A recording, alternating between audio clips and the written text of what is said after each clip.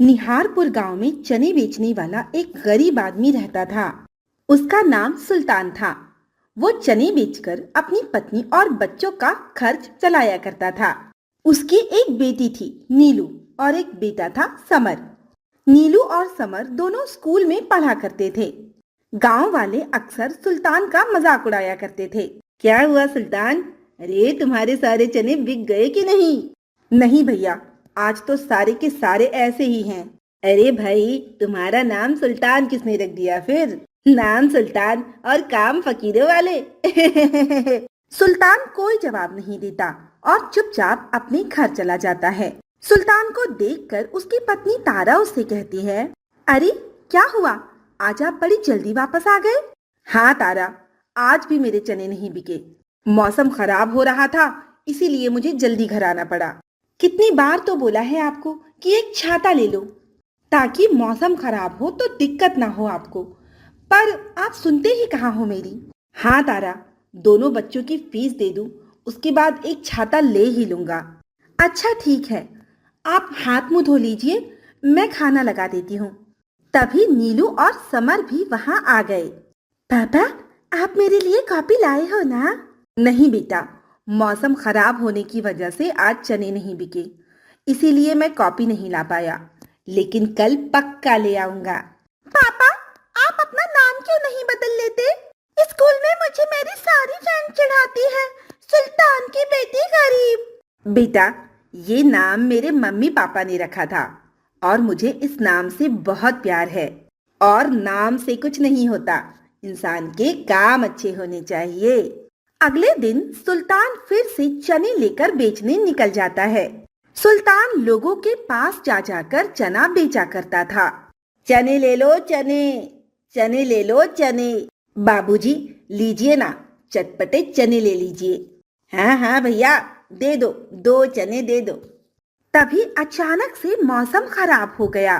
सुल्तान मन ही मन सोचने लगा, अरे ये क्या, मौसम तो फिर खराब होने लगा। लगता है आज मेरे चने फिर नहीं बिक पाएंगे। मेरे पास इतना पैसा भी तो नहीं कि मैं एक छाता ही खरीद लूं। अगर मैं छाता खरीद लेता तो चने बेच पाता, लेकिन अभी कहाँ छुपूं? हल्की हल्की बारिश शुरू हो चुकी थी। सुल्तान बारिश से बचने के लिए अपने घर की तरफ जा रहा था। रास्ते में एक टूटा हुआ झोपड़ा दिखाई देता है। बारिश से बचने के लिए सुल्तान उस झोपड़े में छुप जाता है। चलो, थोड़ी देर यहीं बैठ जाता हूँ, तब तक बारिश रुक जाएगी, फिर मैं घर चला जाऊंगा। सुल्तान बाहर बैठा ही होता है कि तभी उसकी नजर अचानक एक छतरी पर जाती है। अरे ये क्या, ये छाता किसका है? अरे भाई, कोई है यहाँ? ये छाता किसका है? सुल्तान के कई बार आवाज देने के बाद भी वहां से कोई आवाज नहीं आती। लगता है ये छाता कोई छोड़ गया है, इसे मैं ही रख लेता हूँ।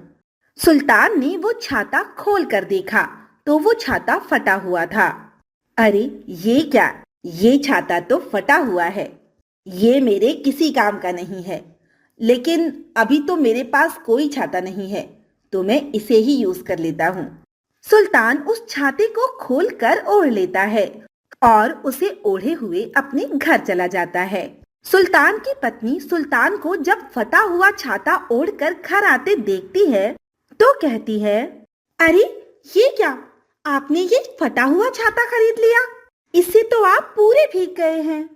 अरे नहीं, मैंने ये छाता खरीदा नहीं है, वो रास्ते में एक टूटी हुई झोपड़ी थी, वहां पर ये छाता रखा हुआ था, मैं तुरंत के लिए इसे ओढ़कर आ गया। अच्छा ठीक है, आप जल्दी से कपड़े बदल लीजिए, वरना सर्दी लग जाएगी आपको। अगले दिन सुल्तान चने लेकर बेचने जाने लगता है।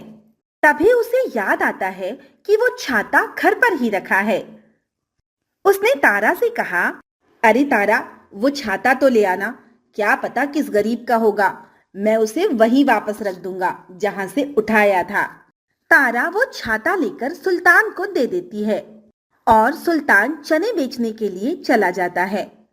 लेकिन फिर अचानक ही मौसम खराब होने लगा। अरे ये क्या, मौसम फिर से खराब होने लगा। ऐसा करता हूँ कि इस छाते को सामने वाले मोची से सिलवा लेता हूँ और इसे ही ओढ़ लेता हूँ। उस दिन मौसम खराब होने के बावजूद भी सुल्तान के सारे चने बिक गए और अच्छी कीमत पर बिके। सुल्तान घर आ गया। लगता है मौसम खराब होने की वजह से आज भी आपके चने नहीं बिके, इसीलिए आप जल्दी घर आ गए। अरे नहीं तारा, बल्कि आज तो मेरे सारे चने बहुत जल्दी बिक गए। अच्छा, ये तो बहुत अच्छी बात है। अरे लेकिन ये क्या, आपने ये छाता वापस नहीं रखा? नहीं तारा, वो मौसम खराब हो गया था तो आज मैंने इसे सिलवाकर खुद ही ओढ़ लिया, लेकिन कल मैं इसे पक्का वापस रख कर आ जाऊंगा। अगले दिन सुल्तान फिर चने बेचने चला गया और मौसम खराब होने की वजह से उसने छाते को फिर से ओढ़ लिया और फिर वो घर वापस आ गया। सुनिए जी, हमारे पास अभी कुछ एक्स्ट्रा पैसे हैं। आप ऐसा कीजिए कि कल बाजार जाकर एक अच्छा सा छाता खरीद लीजिए। ठीक है, कल खरीद लेंगे। अगले दिन सुल्तान जब चने बेचने गया तो उसने अपने लिए एक छाता खरीद लिया और फिर उस छाते को ओढ़कर चने बेचने लगा, लेकिन उसके चने बिल्कुल नहीं बिके। सुल्तान शाम को घर आ गया। अब सुल्तान सोचने लगा कि उसने जब वो फटा छाता ओढ़ा था तो उसके चने बहुत तेजी से बिक गए थे। अगले दिन सुल्तान तारा से बोला, तारा, मुझे लगता है कि मेरे चने जो बहुत जल्दी से बिक जा रहे थे वो कहीं उस फटे छाते की वजह से तो नहीं बिक रहे थे ना? अजी, कैसी बातें करते हैं आप? छाते की वजह से भला चने कैसे जल्दी बिक जाएंगे? नहीं तारा, मुझे लगता है कि मेरे चने उस छाते की वजह से ही जल्दी बिक रहे थे। अच्छा, तो फिर ऐसा कीजिए कि आज आप वो छाता फिर से ले जाइए। सुल्तान फिर से वो छाता लेकर चने बेचने के लिए जाता है और उस दिन उसके चने फिर से जल्दी बिक जाते हैं। सुल्तान रात को घर आता है और तारा को सारी बात बताता है। फिर तारा छाते से कहती है, अगर तुम जादुई छाते हो तो मुझसे बात करो।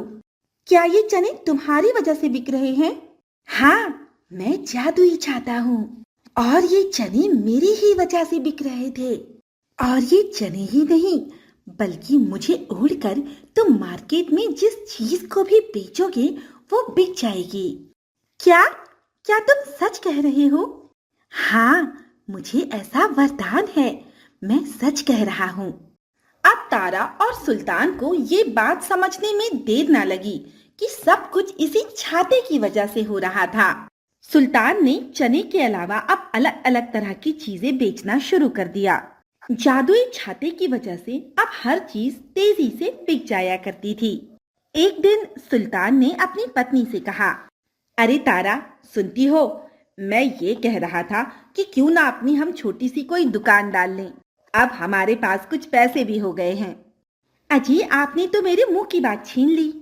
मैं भी पिछले कुछ दिनों से यही सोच रही थी कि हमें कोई छोटी सी दुकान डाल लेनी चाहिए, लेकिन हम दुकान डालेंगे किस चीज की? अरे तारा, तुम खाना बहुत अच्छा बनाती हो और नाश्ते की चीजों में तो तुम्हारा कोई जवाब ही नहीं। हम ऐसा करते हैं कि कुछ खाने पीने की चीजों की दुकान खोल लेते हैं। हाँ, ये सही रहेगा। आप कल ही जाइए और किराए की एक दुकान देख लीजिए। जितनी जल्दी हो सके हम एक दुकान खोल लेंगे। अच्छा ठीक है, तो मैं कल ही जाता हूँ। अगले दिन सुल्तान ने एक किराए की दुकान देख ली। जल्दी ही उन लोगों ने वहां पर एक दुकान खोल ली, जहां पर तरह तरह के नाश्ते मिला करते थे। जादुई छाते की वजह से उनकी दुकान बहुत अच्छी चल रही थी। अब सुल्तान की स्थिति धीरे धीरे सुधरने लगी थी। एक दिन सुल्तान तारा से बोला, तारा, मुझे लगता है कि अब हमें एक काम वाला रख लेना चाहिए। मैं भी बहुत थक जाता हूँ। हाँ जी, आप सही कह रहे हो, ग्राहकी भी बढ़ने लगी है। आप एक काम वाला रख ही लो। और फिर सुल्तान ने अपनी दुकान पर एक काम वाला रख लिया। कुछ दिन तक तो सब कुछ ठीक चलता रहा। सुल्तान की दुकान पर अब ज्यादा कस्टमर आने लगे थे। उसकी दुकान दूर दूर तक मशहूर होने लगी थी। एक दिन की बात है, सुल्तान को दुकान के लिए सामान लाने शहर जाना था। तब सुल्तान अपने नौकर बिरजू से बोला, देख बिरजू, तू दुकान संभाल लेना, ठीक है? और हाँ, उसके बाद दुकान की साफ सफाई करना मत भूलना। मैं शहर जा रहा हूँ, रात तक दुकान का सारा सामान लेकर वापस आ जाऊंगा। तब तक दुकान तुझे ही संभालनी है। तारा की थोड़ी तबीयत ठीक नहीं है, तो वो आज दुकान नहीं आ पाएगी। अरे मालिक, आप चिंता क्यों करते हैं? मैं हूं ना, मैं दुकान संभाल लूंगा। और हाँ, शाम को साफ सफाई भी कर दूंगा। आप जब आएंगे तो आप दुकान को चमकता हुआ पाएंगे। अच्छा ठीक है ठीक है, बातें तो बहुत करता है तू। अब चल जरा काम में लग जा। ऐसा कहकर सुल्तान शहर सामान लाने के लिए चला गया। इधर बिरजू ने दिन भर दुकान संभाली और शाम को दुकान की साफ सफाई में लग गया। अरे मुझे जल्दी जल्दी सफाई करनी है, मालिक आते ही होंगे। आज तो मालिक दुकान देखकर खुश हो जाएंगे। और इसी तरह बिरजू सफाई कर रहा था कि तभी उसकी नजर एक कोने में रखी पुरानी छतरी पर पड़ती है। अरे ये क्या, इतनी शानदार दुकान पे ये पुरानी सी छतरी। मालिक इतने अमीर हैं, फिर भी ये फटा हुआ छाता रख रखा है यहाँ। ऐसा करता हूँ, मैं इसे बेचकर एक नया छाता ले आता हूँ और यहाँ रख देता हूँ। मालिक तो देखते ही खुश हो जाएंगे। और यही सोचकर बिरजू उस छाते को लेकर बाजार में पहुंचा और उसने वो पुराना छाता कबाड़ में बेच दिया और एक नया छाता खरीद कर ले आया। जब शाम को सुल्तान वापस आया, अरे बिरजू, सारे काम हो गए ना? हाँ मालिक, सारे काम हो गए, आप देख लीजिए। और दुकान की साफ सफाई भी हो गई है।